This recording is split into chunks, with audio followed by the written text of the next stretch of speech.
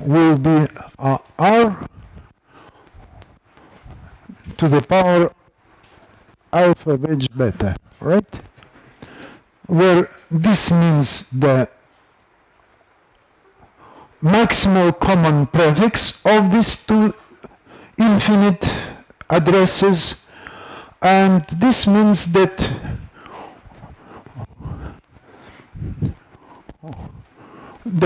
so I will remind it. If R is R1 Rn and alpha wedge beta is I1 In, then R to the power alpha wedge beta means R I1 multiplied by Rin. Yes? So we introduced this matrix on the index space, on the space of addresses. And we have a map which sends the address to the point X, which has such an address, right? Okay. So what happens if we introduce such matrix? So it is very interesting. So if we have space of addresses,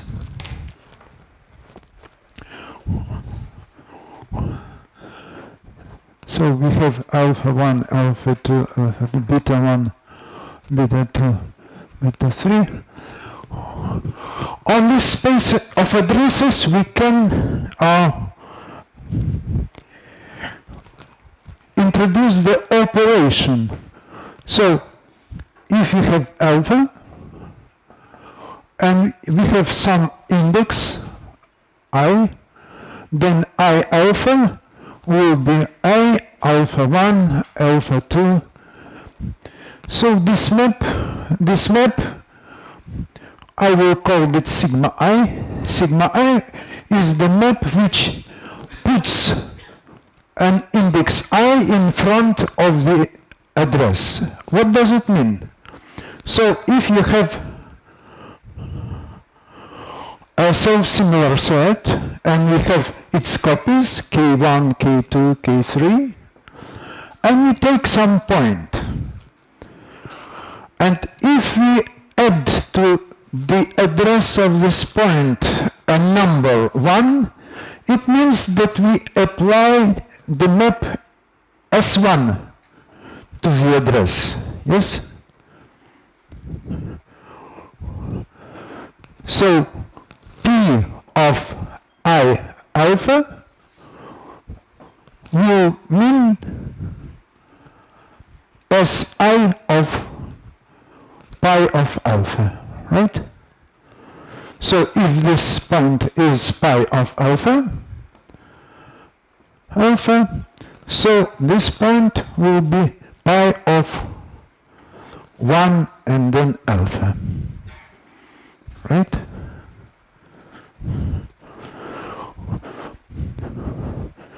So the set of addresses I to infinity, we denoted it by I to infinity,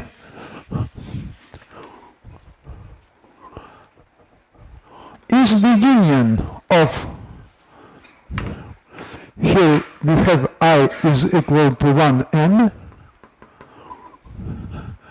If you have indices from 1 to n, then I infinity will be union of 1, then I to infinity, union 2, sigma 1 of I to infinity, then union sigma 2 of I to infinity, and union sigma m of I to infinity. It means that each infinite sequence begins from one of these numbers, 1, 2, or m, yes? And the space of all sequences beginning from 1 will be just this one. Okay. So, R to infinity looks this way, but what does it mean? Suppose we have the matrix dr on I to infinity, yes? So dr of alpha beta is r wedge r to the power wedge alpha beta, right? Okay. For example, if we have two elements alpha and beta and apply the map sigma I to alpha beta, then we'll get two addresses, I alpha and I beta, right? Yes? If you have two addresses and we write in front of them the same number, then we'll have two addresses which are quite long. But what can we say about this distance? So dr of alpha beta is r to the power of alpha wedge beta, right? Yes? And dr of I alpha I beta is r to the power I alpha wedge I beta. It means the common part of these two indices became 1 there, and therefore it is Ri multiplied by dr of alpha beta. So, what happens? These mappings are similarities, yes? In the distance dr, these mappings are similarities. And the index space is a complete metric space. And this complete metric space is union of these images and the similarities. So what we have? We have a self-similar complete metric space with coefficients Ri. With Lipschitz coefficients Ri. Wow. So, but it is very interesting space. It is totally disconnected, perfect. Do you see it? You see? Let me check it. So I infinity is the set of all possible L1, L2, of all possible sequences, right? And it is the union of 1 I1 I infinity, then 2 I infinity, and m I infinity, right? And these sets are closed, right? They are closed and they do not intersect. So I infinity is the disconnected union of sets I infinity, yes? So this set is totally disconnected, perfect, and it can be projected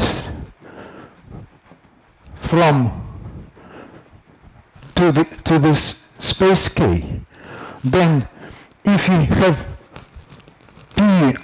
pi of I infinity will be sent to Si of K, right?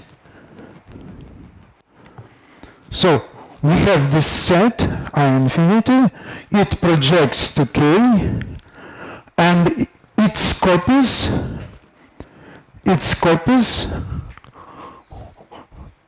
are projected to the copies of K1, K2. Yes, and if we supply I infinity by the matrix with coefficients Q1, Q2, Qm, yes, so this projection will be Lipschitz. It will be Lipschitz because diameter of I infinity is 1, diameter of K is, we don't know what it is, but it is the diameter of K, therefore it will be diameter of K Lipschitz.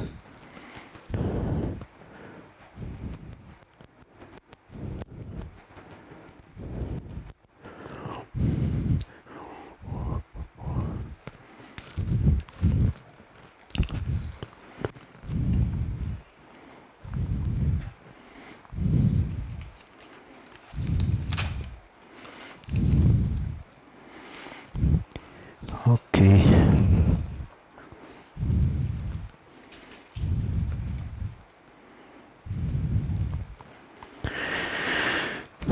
And now we can consider the connectedness properties of the set of self-similar set.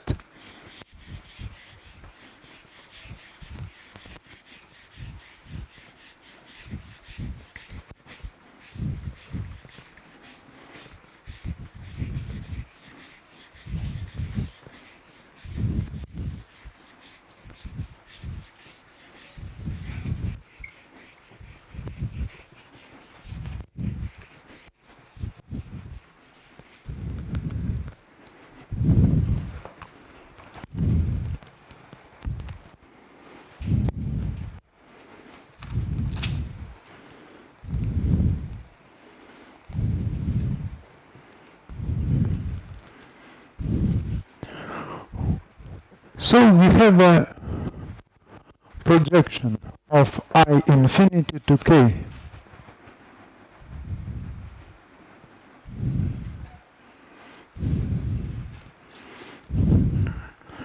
You see, I infinity is the infinite product, is an infinite product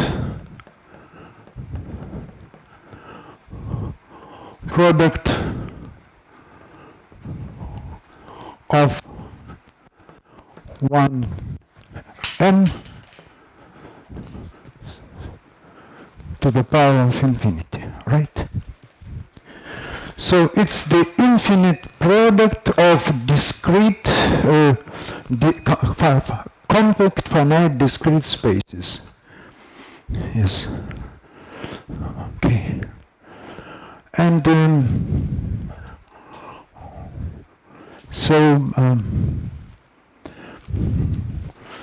and it is totally disconnected, therefore we have the following theorem. So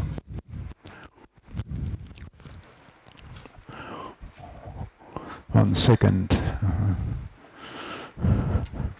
So suppose we have a compact set K.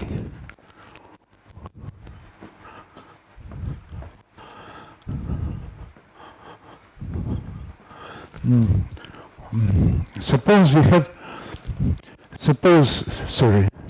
K is the attractor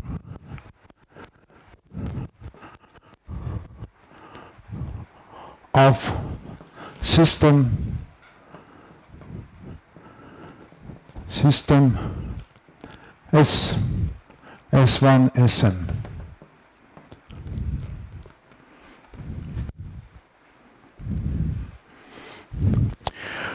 Consider its copies. Its copies are K1, Km.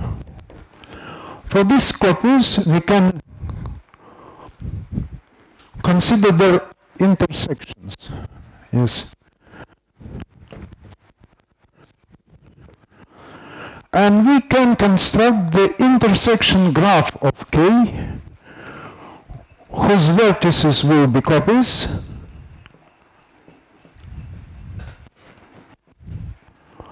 and the edges will connect these vertices if K1, if respective copies intersect. Okay, for example, if you have a Sierpinski triangle, yes, we can consider the intersection of copies, K1, K2, K3, yes, and each two copies intersect in one point, therefore we can draw the intersection graph. It will be K1, K2, K3, and there will be three edges connecting these vertices. Yes. So this intersection graph sheds some light on the connectedness of the attractor. 1 second.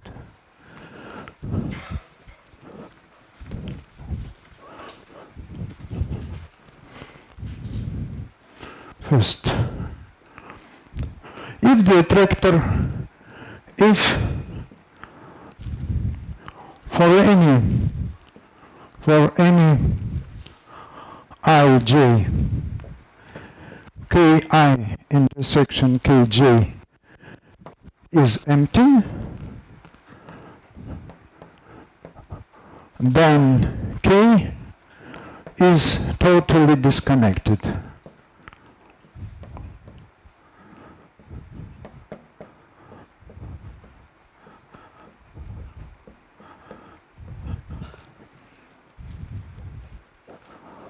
How to prove this?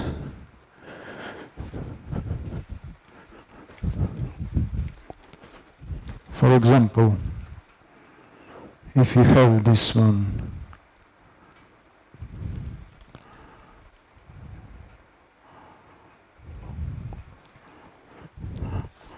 if any two copies have an empty intersection, then the attractor is totally disconnected.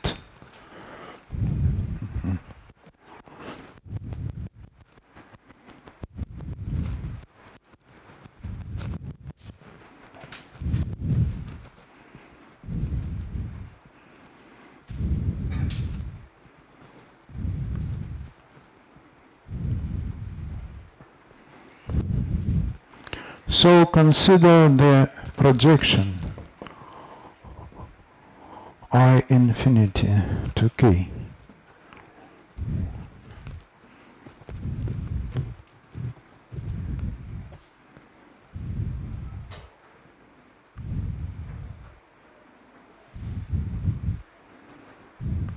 Consider the projection I infinity to k.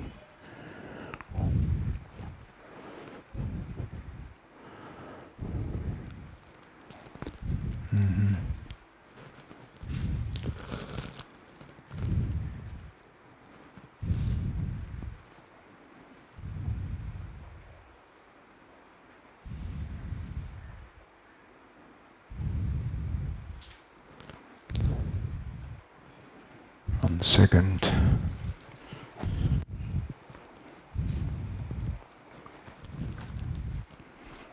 Yes.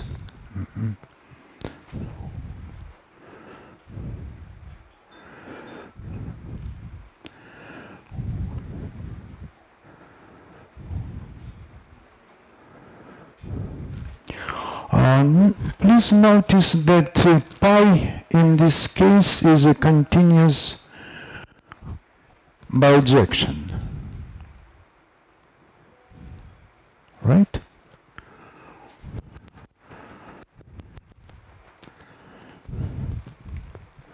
How do you think? So consider the projection of I infinity to k. Each point in k has unique address because the copies do not intersect. Yes? Each point in k has unique address. Therefore, this map from I infinity to k, first, it is continuous. Yes, because if we consider this matrix, it is Lipschitz continuous. Second, it is one-to-one. I infinity is compact.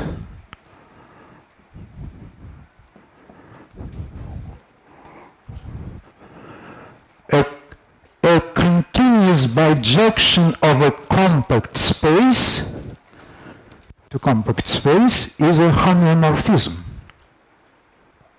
All right?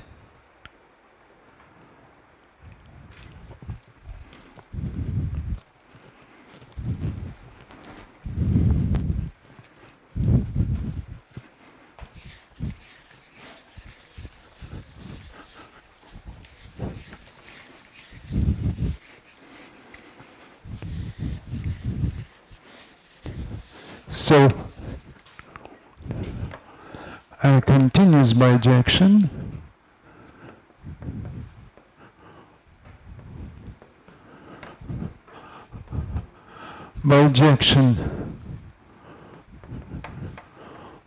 of a compact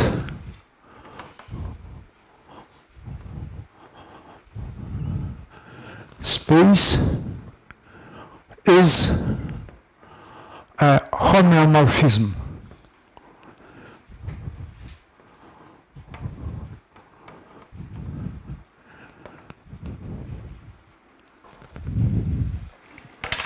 If you allow me, I will prove. So suppose we have some continuous function which sends k1 to k2. k1 and k2 are compact spaces. Yes? Since k1 is continuous, k2 is continuous too. Okay. Right? What? Compact, yes. F of k1 is compact, then if we have for any closed subset of k1, this closed subset is closed or is compact, so its image f of a is also compact, so it's closed in k2, right? So this bijection sends closed sets to closed sets. Therefore, it sends their complements, open sets, to open sets. So the inverse map is also continuous, yes? Therefore, this map is a homeomorphism. So a continuous bijection of a compact space is a homeomorphism, yes? So K is homeomorphic to I infinity, but I infinity is totally disconnected. Therefore, K is totally disconnected too.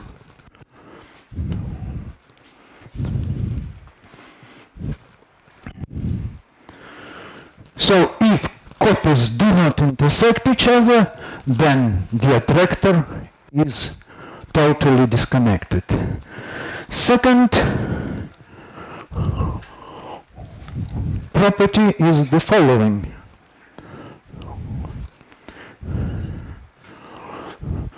Each self-similar set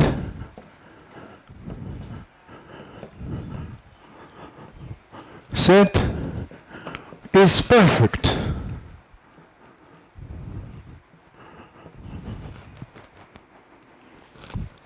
It means it doesn't have any isolated points.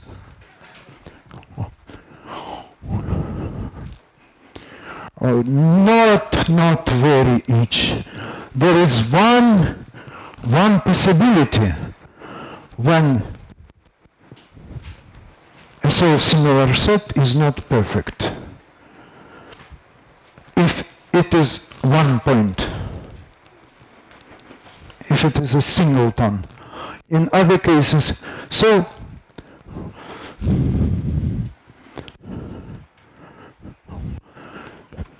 let K be the attractor of the system S1, Sm.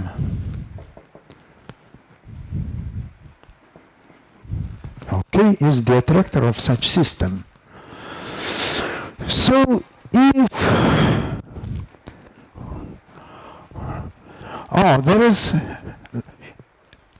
the fixed points of all these S1, Sm coincide, then the attractor will be a single point.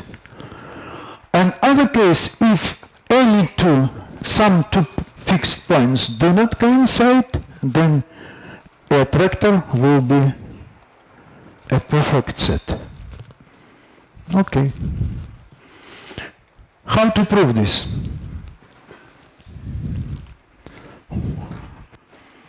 So I need to change the formulation. Yes.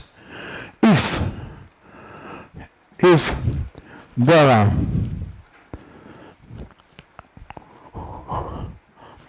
Si, Sj such that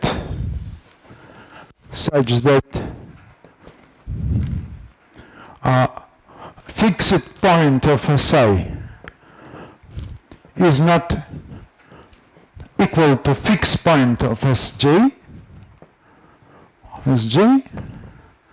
then the attractor K is perfect.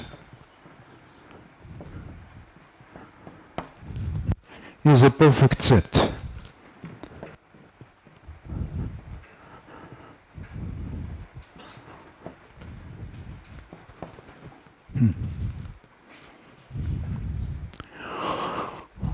We can prove it by a contradiction. Suppose K has an isolated point.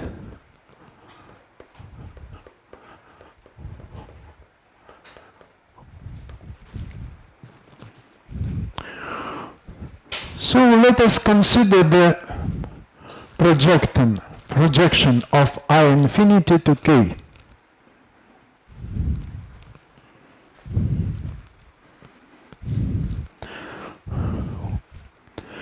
This projection is continuous, yes, and K contains an isolated point. So consider the K, and it has an isolated point, right? So each neighborhood of this isolated point consists, sufficiently small neighborhood of this isolated point consists only of this point. So this point is an open set. So consider its preimage in I infinity. Consider preimage of this set. It will be this preimage will be a open set in I infinity. So it will be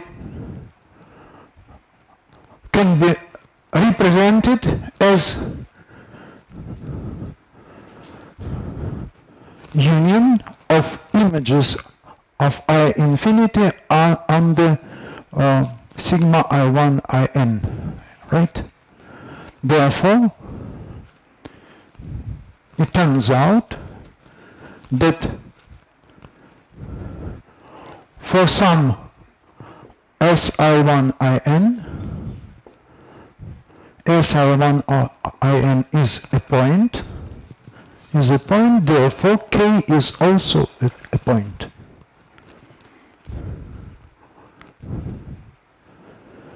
K is also a point.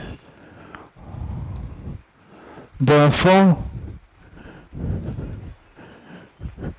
K is a perfect set.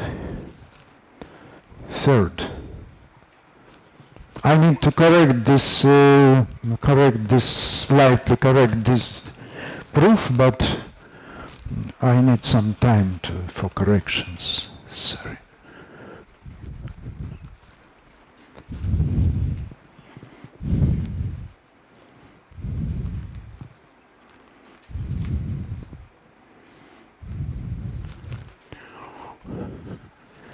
So one more important property of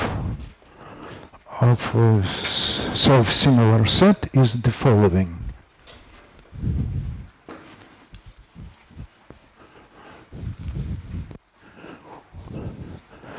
So if you have a self-similar set and if we have a point, then we need to find the fundamental system of neighborhoods of this point.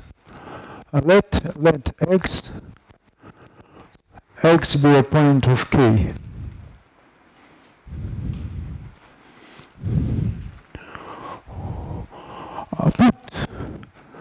Put V rho of K, or maybe I need to use different letter. Let be a W rho of K of X. Be the union of all K I1 IN such that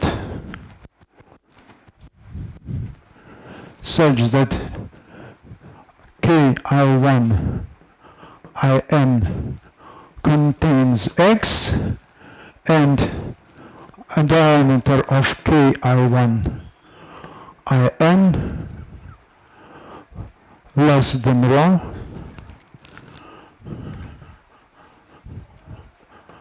K I1 IN is less than rho and more than rho Q minimal. Okay.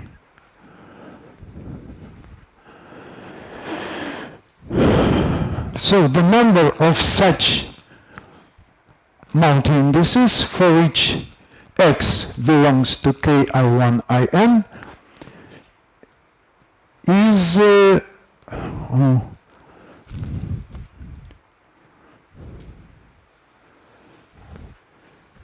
maybe sorry. Maybe I will write it in slightly different manner. It will be union of all K I1 IN such that diameter K I1 IN less than rho and diameter of K less or equal than rho and KI1 IN minus 1 is greater than rho and KI1 IN contains X.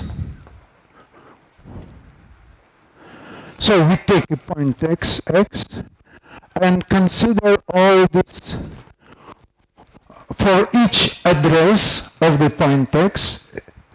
We have a copy of some order whose diameter is less than rho and contained this point.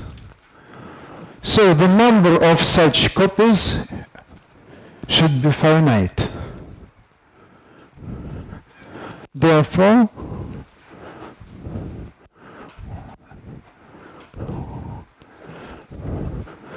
then W rho of X is a compact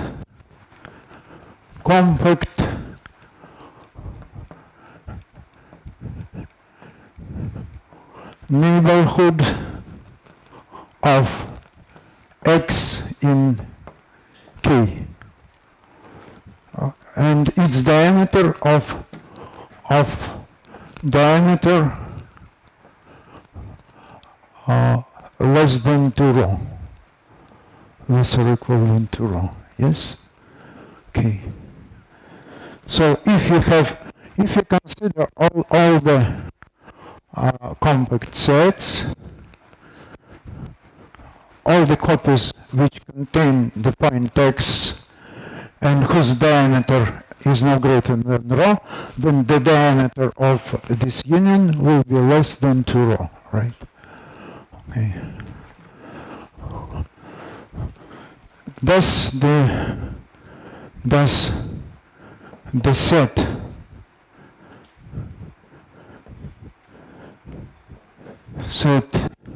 W rho of x,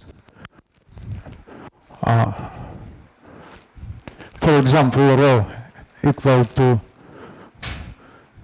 1 divided by, for example, to q divided to the power of n, yes, where n goes from 1 to infinity, is a fundamental system of compact neighborhoods of x. Fundamental system of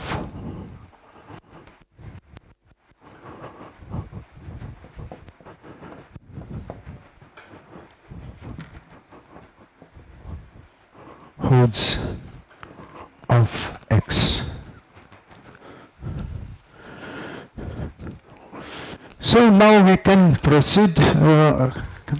Can we make a short break? Okay.